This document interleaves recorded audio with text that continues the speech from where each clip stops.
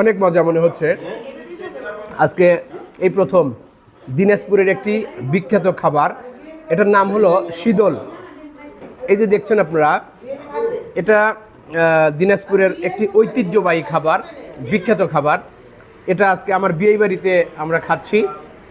এই শীদলটা তৈরি হয় মূলত, প্রধান উপকরণটা হলো মানে কচু, কিন্তু কচুটাকে অনেকভাবে প্রসেস করা হয়। প্রথমে এটাকে ধুয়ে কেটে শুকিয়ে তারপরে এটা ঢেকিতে এটা ইয়া করা হয়, গুঁড়া করা হয়। তারপরে সেটার সঙ্গে মাছ দিয়ে, হ্যাঁ, রোদে শুকানো হয়।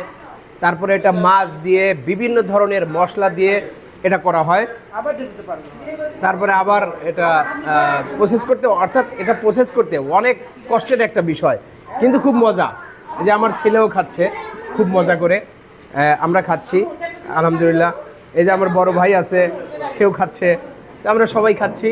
খুব মজার একটা খাবার, দিনাজপুরের বিখ্যাত খাবার এই শীদল। আপনারা যদি কেউ দিনাজপুরে আসেন তাহলে খাবেন। ধন্যবাদ।